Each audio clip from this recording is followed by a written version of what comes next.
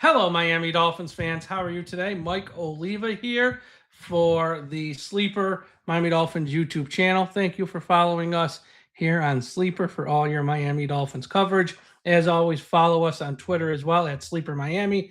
And if you're watching here on YouTube, make sure you subscribe to the channel, smash that like button, and put up comments below in the comments section. That's always appreciated. Been a busy week, and it's only Tuesday in the world of the Miami Dolphins. This is the week of mandatory minicamp, so we got that going on. Dolphins got some salary cap space since now we're post June 1st. So we got a lot to talk about here on today's show. I'm going to start with a minicamp, though. This is a mandatory minicamp. It was a busy day for the Dolphins on the field. They had a practice. Again, it's minicamps. You take all this stuff with a little bit of a grain of salt, but we got some football on the field, so I guess that's what we're talking about.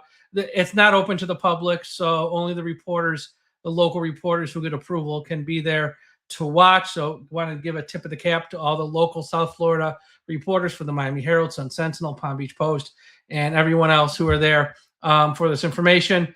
First and foremost, we had some former Dolphins in attendance watching today. Zach Thomas, Dave Wannstedt, Trace Armstrong, Dan Marino, and Louis Oliver were watching. The Miami Dolphins had referees at practice today as well to help, help the team make sure they won't be getting called for stuff when the real games start up here in a few months. Aaron Brewer was at minicamp. Now, why this is news, because he wasn't at the OTAs last week.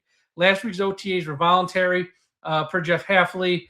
Aaron Brewer had a family obligation, couldn't go, not a big deal. But some thought he might be holding out because he is looking for a contract extension. That was not the case. He was at the mandatory minicamp today. Two key players on the Dolphins were there, but they did not participate in team drills because they are recovering from injuries. They are Austin Jackson, I know, surprise, surprise, who had foot surgery in the offseason, still recovering, and also running back Devon Achane, still, I believe it's the shoulder injury that kept him out the last few regular season games last year, still nursing that some. So they did not participate in the team drills. On the field, let's start with the quarterback, Malik Willis. First pass of the day was intercepted by Juju Brents, where he totally overthrew the wide receiver.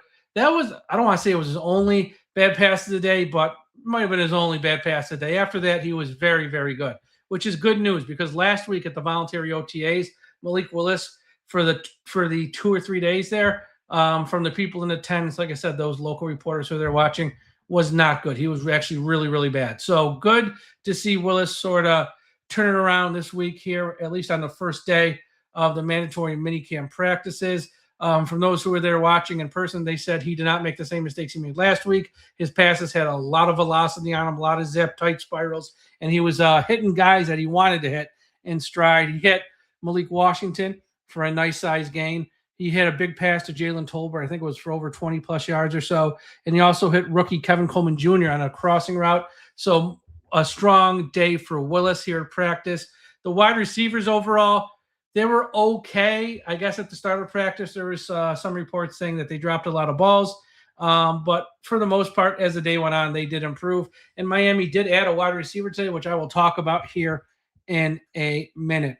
On the offensive line, Patrick Paul and Caden Proctor, both on the left side, they did a fantastic job. Again, there's no contact, and you take all these reports with a grain of salt, but they were opening up running lanes there for Ollie Gordon.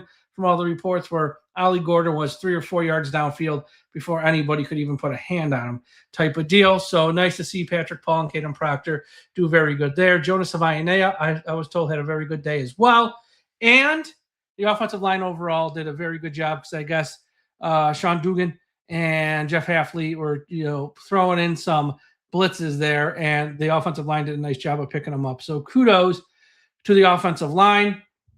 On defense, Jacob Rodriguez had a would-be sack as he got past his blockers, as well as Ollie Gordon, the running back who tried to pick him up. So Jacob Rodriguez would have been a sack if it was type of game and there was contact. So he had that. And Chris Johnson, the first-round pick, the cornerback, was fantastic, I guess, today. He was great in coverage, breaking up passes, and did a very good job. Special teams, we got a kicking battle here. Riley Patterson and Zane Gonzalez, they both made all their kicks today, so that was a little bit of a draw. No one got the edge. No one took an early lead. So kudos to those two. In other news, I guess the big news is the Miami Dolphins post June 1st, because of the post June 1st cuts they did back in March with Bradley Chubb and Tua, got $20 million roughly. It's like 21 point something technically in salary cap space that they can now use. And that happened yesterday. The bulk of that, like 21 million, I think 20 million comes from Chubb and like 850,000 comes from Tua.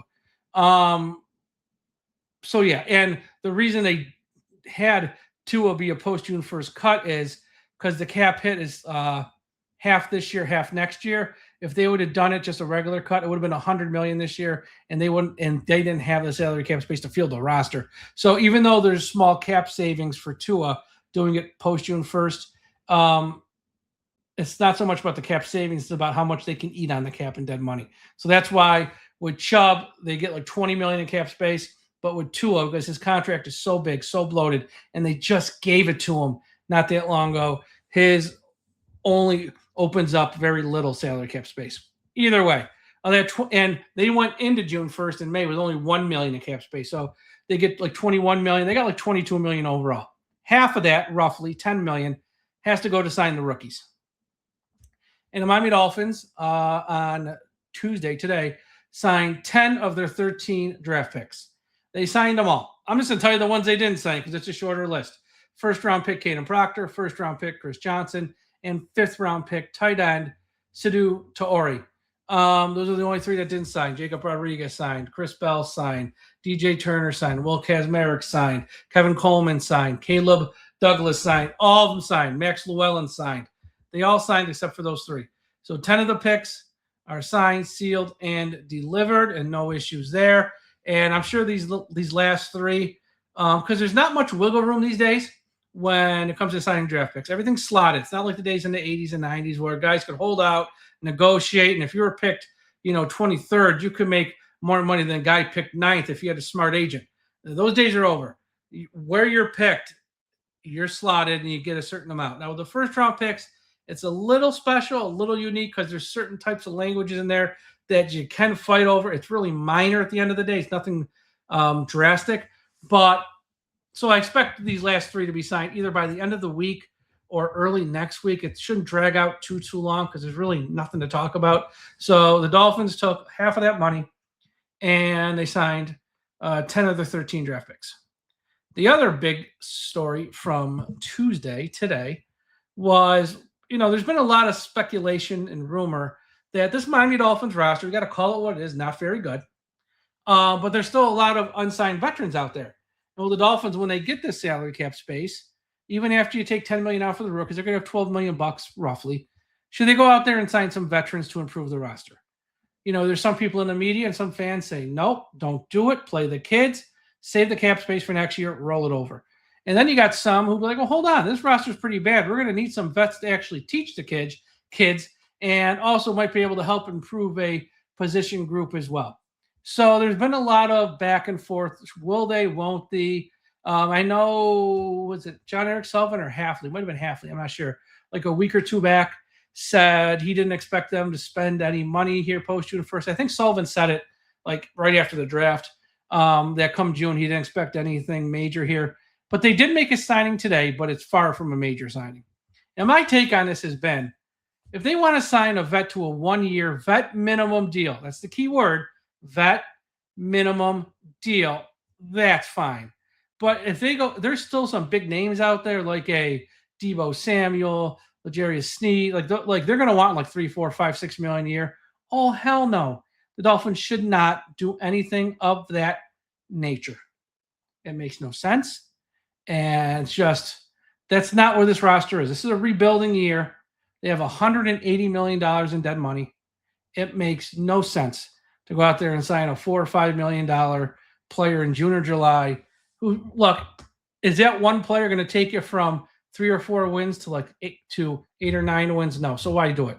But if they want to sign a 1-year guy for the vet minimum, that's fine because you're not really hurting nothing. And that's what they did today. They signed former 1st-round pick wide receiver Jalen Reagor. He was a 1st-round pick in 2020. To make room for this, the Miami Dolphins cut safety Jordan Colbert, and they gave it a failed physical designation. Rieger in the 2020 draft was picked 21st. Now, why is that interesting? Or as Brian Windhorst says, why is that interesting? Because one pick later, pick 22, the Minnesota Vikings selected Justin Jefferson. And there's that famous video clip, you can find it on YouTube or somewhere, that when the Eagles took Rieger, the war room for the Vikings erupted, jumped up, or hugging each other, giving high fives because they couldn't believe that a team took Rieger over Jefferson. Fast forward 6 years, Justin Jefferson's going to the Hall of Fame, and Jalen Rieger has been a first-round bust. So the Miami Dolphins signed Rieger. Here's the deal with Rieger, and it's not much of a resume. 2020, his rookie year, played 11 games, 31 receptions, 1 touchdown, only 296 receiving yards. 2021, he played 17 games, only started 13, had 2 touchdowns, but again, 33 receptions, only 299 yards, not much. After his second year, he has done literally nothing in the NFL.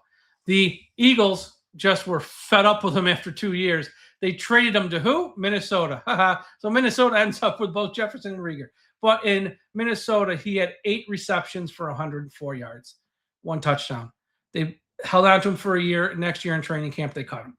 Then he signed with the Patriots practice squad. He only played in like a few games, had 7 receptions for 138 yards. Then he signed with the Chargers, and again, on the practice squad, off the practice squad, on the practice squad, 7 receptions for 100 yards. And last year, 2025, he didn't even play in a game. So the Miami Dolphins, yes, they signed a former first-round pick. They signed Jalen Rieger. But this, it's just a guy to come in and probably push the other wide receivers and maybe try to, I wouldn't expect him to make the team. But again, we're all fans of the Dolphins. We all want to see him win. You look at this roster, the edge rusher spot, they got nothing. They got Chop Robinson. He's a nobody, really. They don't have an edge rusher that you can count on. In the secondary, if Chris Johnson's great as a rookie, great. But after him, they got nothing at safety. They got nothing at quarter. Juju Brents is okay, but he's always hurt. There's just nothing there. And at wide receiver, it's just as bad at that position group. So they're bringing in a body. Again, I think more signings like this could happen in June and July, but they're going to be guys like Jalen Rieger, guys who are busts, guys who might be at the end of their career, guys who maybe didn't even play last year in the NFL. You give them a 1-year deal for the lowest amount of money that you have to give them by rule. And you see, it makes no sense to go out there and pay someone like a Deebo Samuel or Stephon Diggs or something, because that's not where this team is. This team is rebuilding. You want to play these kids. You want to see if they're any good. Let's see if Caleb Douglas or Kevin Coleman Jr. can actually play. If they can, great. If not, then we know we got to find more wide receivers next year. It's a rebuilding year. It's kind of a honeymoon year for the GM and the head coach, knowing they got $180 million of dead money. That's none of it's their fault. That's the last head coach and the last general manager who messed this up beyond recognition. So they're just trying to fix the problem. If they win 3 or 4 games this year, don't hold it against them, because they're trying to navigate this season with one hand tied behind their back. So we'll see if they make any other signings. I'm sure they will, but it's going to be the Jalen Rieger types. Again, guys who didn't even play last year, guys who are just total bust of a draft pick, or guys who might be in like their last season and it's their last paycheck. But again, you're not giving them a big paycheck because you're giving them a 1-year deal essentially. So busy day in the Dolphins. Signed 10 picks, 3 to go. Signed Jalen Rieger. And from the practice reports, again, it's a mini camp practice with no hitting. More good than bad, I'd say. More good than bad overall. But yeah, that's all for today's show. If any news breaks, I'll pop on with another show this week for sure. Be sure, again, on Twitter, follow Sleeper Miami, @Sleeper Miami, and the Sleeper Miami Dolphins YouTube channel. Make sure you are subscribed. Hit that subscribe button, like, and put comments up on the video. On this video, let me know what you think. And if you have any topics, too, that you want me to talk about, put them down in the comments section, too. I'll do a show on any Miami Dolphins topics you want to talk about. Everyone have a great rest of your Tuesday, and we'll talk to you again after a while.